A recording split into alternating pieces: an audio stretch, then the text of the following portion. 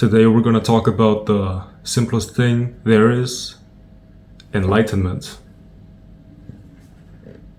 I always like to say it's just a noble word for something that is so simple.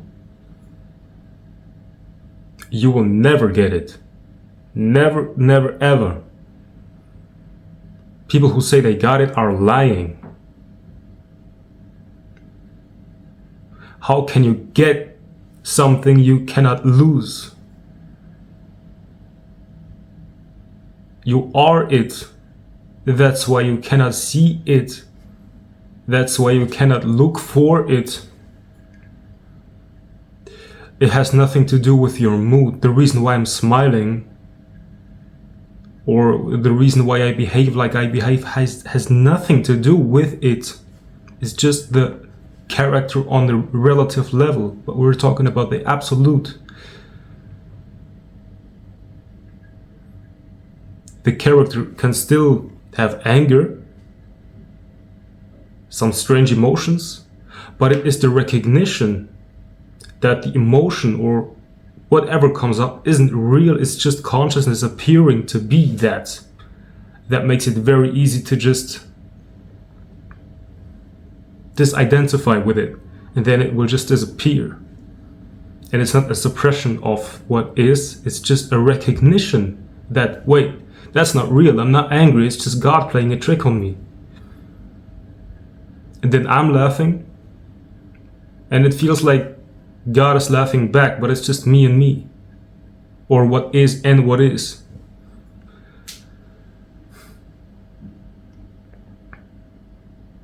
See, I'm not enlightened. But there is only enlightenment, and no one here to claim it. You're not looking at a person right now.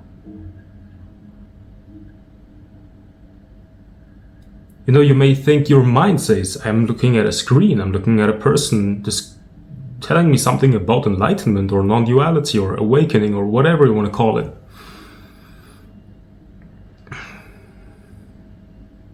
But it's simply consciousness appearing to be that.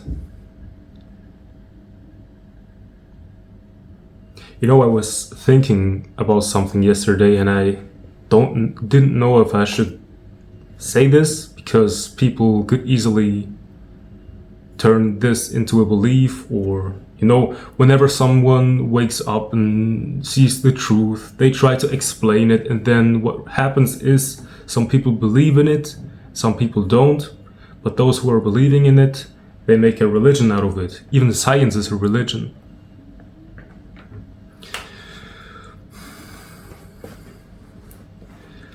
But I think I'm gonna say it anyway, just very briefly.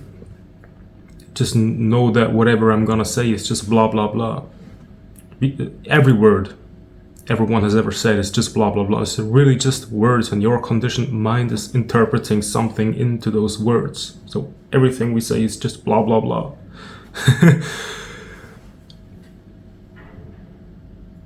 You know, scientists tried to split an atom in two, and there was a time where it wasn't possible.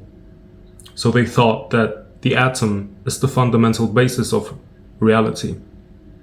And now they know, or we know, that it is possible to split this thing up, and now we know it consists out of neutrons, protons, and electrons. And now there's a new substance called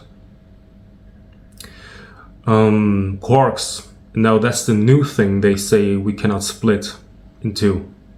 And it's very unsatisfying. It's even unsatisfying to split an atom in two, because why? All that happened is new forms appeared, and now the mind is interpreting those forms. But in actuality, we don't know nothing new. It's just new interpretation, new forms, new sensation, feeling like but this is just empty. It means nothing at all. We want to know what reality consists out of, but this recognition of neutrons, protons, and electrons is empty, and it doesn't satisfy. Now they want to know what the quarks consist out of. But they don't know. But I was just thinking, if they believe in a Big Bang, it has to the thing that the quark consists of has to consist out of the same thing that was before the Big Bang happened. So if there was something before the Big Bang, everything that came from it consists of it. But what was before the Big Bang, I would say it's just a deep sleep. A big, unmanifest, infinite, spaceless, boundless, timeless, infinite, divine potential, just like sleep. If you're asleep, you don't know it. There's no one here. But there's infinite potential to wake up. You could wake up all the time, or there's the infinite potential all the time that you could have a dream. But I think that's all that happened. But a Big Bang cannot be something that happened billions of years ago. It's happening right now. The Big Bang is banging right now in front of your eyes. But the thing that was before the Big Bang is also not something that was billions of years ago. That's still here. It never happened. It's just a dream in that thing. We are that unmanifest infinite potential. Just because we see things doesn't mean that we are really manifest. Because the things that we see aren't really real. Just the experience of it is real. It feels real. But to who? Just for the one. And it's not even a one. It's a no one, appearing to be someone. And now we are all just this unmanifest one mind appearing to be separate things. And because we don't recognize that, we are unsatisfied. But as I said, don't make a religion or a belief out of that thing. Because then you would turn that thing that was before the Big Bang into God, and the thing that happened after the Big Bang into creation. That would just be a new belief system. What I said made absolutely no sense. If it made sense, if you have the sensation of, oh wow, no, please. Just, you have to drop that also. Just see it. Just look at it. That's the only moment that exists right now. And if your awareness is aware of that body, that means awareness is also aware of everything else. So whatever awareness is aware of has to be awareness itself. The belief that one has to meditate in order to really, really wake up is a desire to wake up, and therefore you are not satisfied with what is. But what you're trying to find is yourself, and yourself is always present. Yourself is what is. Yourself is not your personal self. Everyone shares the same consciousness. The appearances might be different, but the consciousness that is aware of the appearances is the same for everyone. There's nothing you can do to become that awareness that you already are. But now the mind comes and says, I don't understand that. Well, that thought that says, I don't understand that, is awareness appearing as, I don't understand that. If there's a feeling, but I still have desire, I had a comment like that on my last video, I kind of get it, but I still have desires. Just know that this desire is consciousness appearing as desire. Just love that desire. Don't try to get rid of it, because that creates resistance that will make your ego stronger. Just know, look, I'm not perfect. I still sometimes appear to have desires, still have thoughts. I'm not, blasting through space.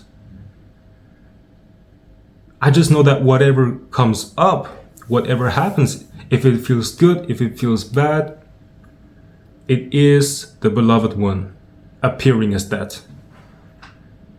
And that's it. It's just you. Just you against you. And once you recognize that it's all a game, then it's no longer you against you, because you finally accept yourself in your fullness. That means you don't accept this body, this character only. You accept the whole creation, everything you will encounter. And that means that you also accept anger, your own personal anger. You accept your own sadness. There is no need to try to fix you. There is just pure acceptance. The acceptance of the good, the acceptance of the bad. And that will set you free.